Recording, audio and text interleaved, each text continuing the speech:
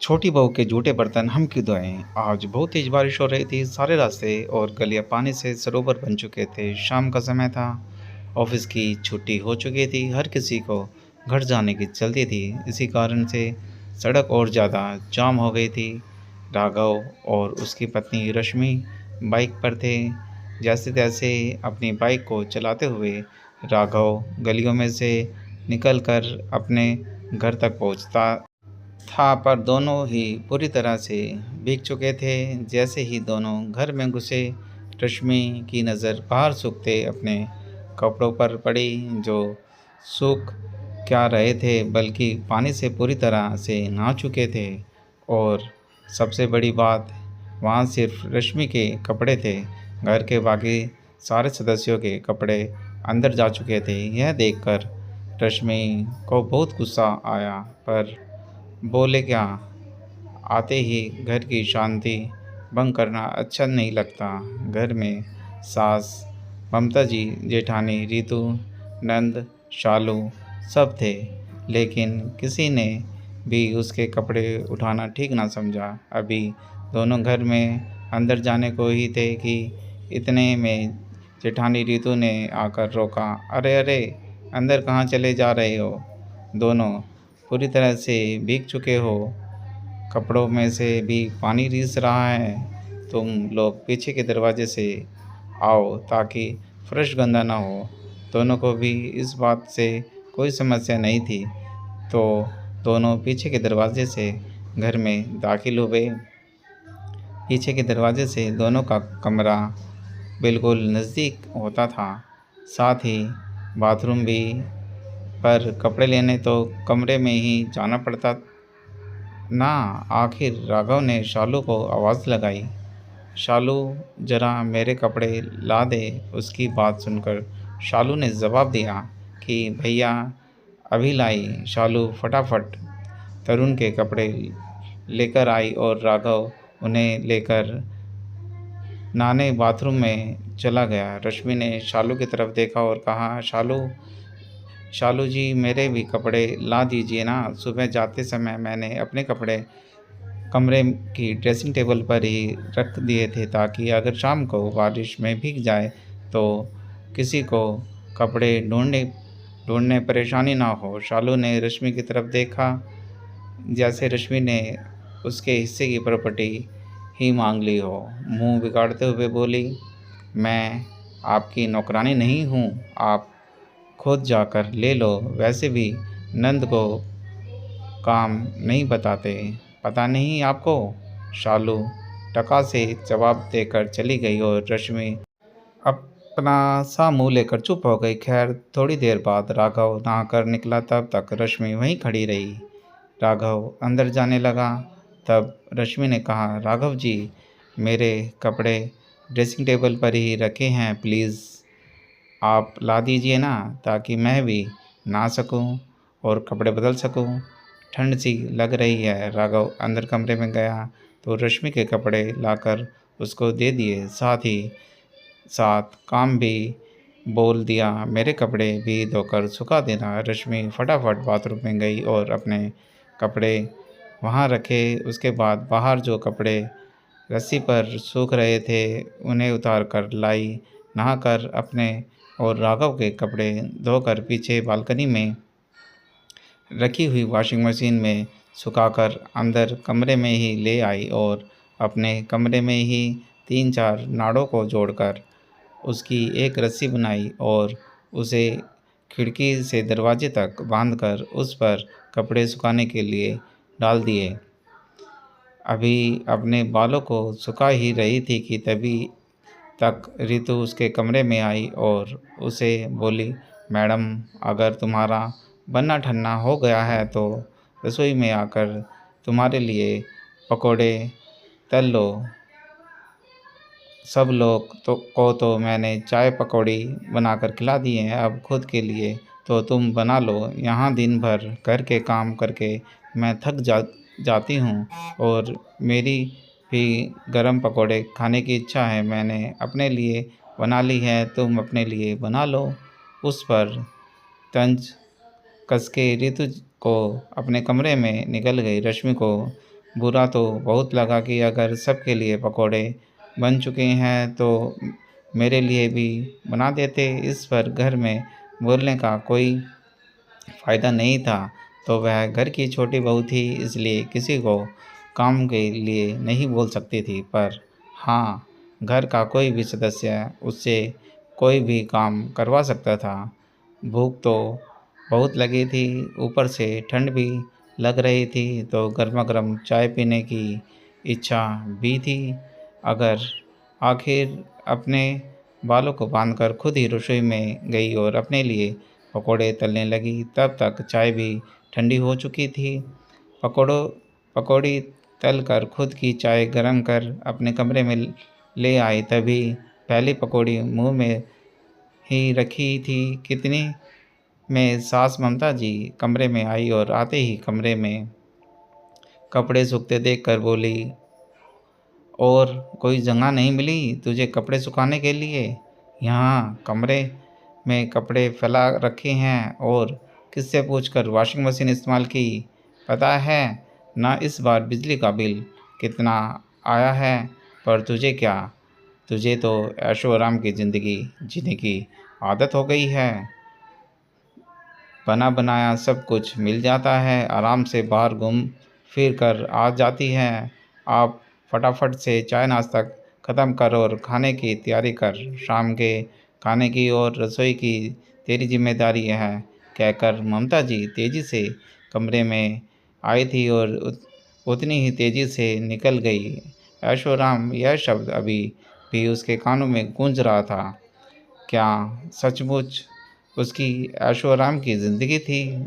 इतनी ऐशो-आराम की ज़िंदगी की तो उसने कभी उम्मीद ही नहीं की थी। सुबह 5 बजे से काम में लगी होती है, जिसके रात को 11 बजे तक फ्री होती है। क्या इसे ऐशो-आराम कहती हैं? फिर सिर्फ़ इसलिए कि वो छोटी बहू है।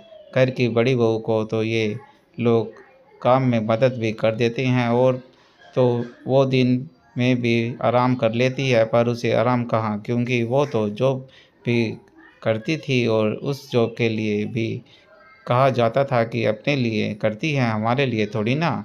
जबकि वो भी बराबर घर में खर्चा करती थी। ससुर जी थे नहीं, घर में सास जेठानी राघव और रश्मि और शालू ही थे। शालू की अभी पढ़ाई चल रही थी, तो उसकी पढ़ाई का खर्च, साथ ही उसकी शादी के लिए भी पैसे इकट्ठे करने थे।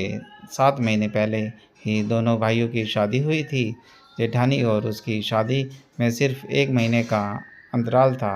अभी तो उसका भी कर्जा नहीं चुका था, ऊपर से घर खर्च, सास की दवाई आदि।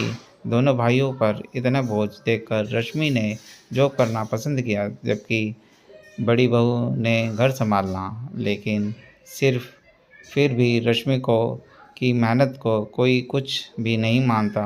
रश्मि के किसी भी काम को कोई हाथ नहीं लगाता, क्योंकि वो छोटी थी इसलिए उसका काम करने में सबको बेइज्जती महसूस होती थी। हाँ, यहाँ तक कि अगर उसके जूठे बर्तन भी रखे होते तो कोई उसे धोना पसंद नहीं करता था, क्योंकि उन लोगों का मानना था कि उन लोगों का पद बड़ा है, तो छोटी बहू के बर्तन हम क्यों धोएं। कई बार सुबह जल्दबाजी में अपने जूठे बर्तन छोटी बहू छोड़ जाती, तो आकर ही उसे धोने पड़ते। तब तक वह जूठे बर्तन यूं ही सिंक में सड़ते रहते। लेकिन दोहराई मार तो से रश्मि परेशान हो चुकी थी। घर के काम साथ ही में जॉब मैनेज करना बहुत मुश्किल हो रहा था। राघव से कहती तो एक ही जवाब मिलता, और भी तो औरतें जॉब के लिए साथ घर भी संभालती हैं, तुम कुछ अनोखा तो नहीं करती। तुम्हें तो खुशी होनी चाहिए कि इस घर में तुम्हें कम से कम इतने लोग सपोर्ट करते हैं, वरना बहुत सी औरतें अकेले ही सब करती रहती हैं। उसकी बात सुनकर तो वो अपना सा मुँह लेकर रह जाती। घर में वो अपनी मर्ज़ी से मेड लगा भी नहीं सकती थी। एक बार मेड लगाई थी, लेकिन घर के बाकी तीनों महिलाओं ने उसे इतना परेशान किया कि 1 घंटे में ही उसने हाथ जोड़ दिए। ऊपर से आए दिन सुनाए जाने वाले ताने अब तो उसके बर्दाश्त की सीमा बाहर हो गई थी। आखिर रश्मि उठकर रसोई में खाने की तैयारी करने गई, लेकिन ये क्या, गंदे बर्तनों का तो अंबर लगा हुआ था। कुछ देर तो वह ठिठक कर उन पर बर्तनों को देखती रही, पर फिर सोचा कि करना तो उसे ही है, तो पहले बर्तन ही धोने लगी। बर्तन धुल जाने के बाद खाना तैयार किया। तब तक रितु उठकर आई और उसने सबको खाना परोस दिया और खुद भी खाना खाने बैठ गई। सबके खाने खाने के बाद रश्मि ने पहले रसोई की सफाई की, दोबारा सारे बर्तन धोए और फिर अपना खाना लेकर कमरे में आई। देखो तो राघव सो चुका था। उसे चैन से सोता देखकर एक पल के लिए मन में ख्याल आया, कम से कम मुझसे ज़्यादा अच्छी नींद ज़िंदगी तो राघव की है। बस बाहर कमा कर लाओ और घर में पका पकाया सब कुछ मिल जाता है। हम औरतों ने तो ही अपने पैरों पर कुल्हाड़ी मारी। दोहरी जिम्मेदारी तले दबे जा रही है। पहला निवाला मुंह में डालते ही आंखों में आंसू झिलमिला गए। आखिर ऐसी ज़िंदगी तो तो कभी कल्पना ही नहीं की थी। खैर, कुछ सोचकर रश्मि ने अपना खाना खाया और बर्तन लेकर जाकर उन्हें धोकर रख दिए। वापस आकर अपने कमरे में सो गई। दूसरे दिन सुबह उठी और नियमित रूप से घर के काम करने लगी। सब लोग नाश्ता कर रहे थे। उस समय ऑफिस जाने का वक्त होने लगा, लेकिन अभी तक वो तैयार नहीं थी, बल्कि उस समय वो अखबार लेकर पढ़ने बैठ गई। ये देखकर राघव ने कहा, रश्मि जल्दी से तैयार हो जाओ, नहीं तो तुम्हारे कारण मैं भी लेट हो जाऊंगा। अरे, इसे कहाँ बोल रहे हो, सब कुछ बैठे बिठाए मिल जाता है तो भला क्या ध्यान देगी कि पति के ऑफिस को लेट हो रहा है या नहीं।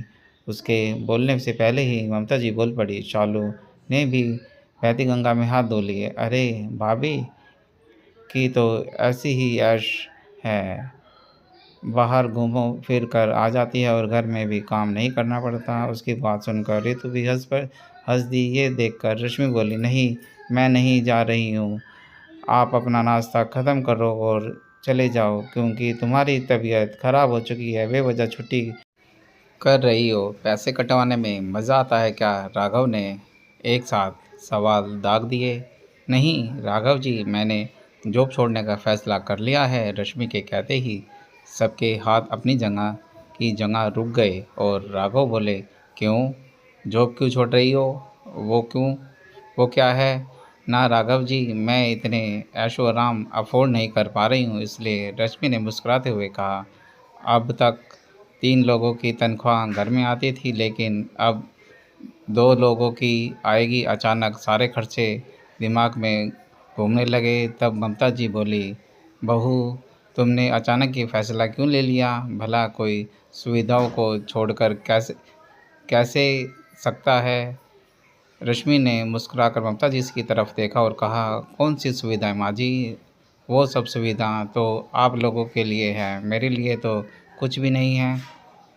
वॉशिंग मशीन में पूरे घर के कपड़े धुल सकते हैं, सूख सकते हैं, सिवाय मुझे छोड़कर, क्योंकि बिजली का बिल आता है। अगर किसी काम के लिए कह दूँ तो फटक से कह दिया जाता है कि हम तुम्हारी नौकरानी थोड़ी ना हैं। बाहर बारिश में सबके कपड़े उठाकर अंदर आ जाएंगे, पर मेरे कपड़े तो कोई हाथ भी नहीं लगाता। दिन में आप लोगों तो आराम कर लेते हैं, पर मैं सुबह 5 बजे से रात तक काम में लगी रहती हूँ। उसे आप ऐशो आराम की सुविधा कहते हैं? उसकी बात सुनकर राघव बोले, ठीक है, मानते हैं काम का बोझ थोड़ा ज़्यादा है, तो सब लोग मिलजुल कर लेंगे ना। तुम्हें नौकरी छोड़ने की क्या ज़रूरत है, पता है ना अभी पैसों की कितनी ज़रूरत है।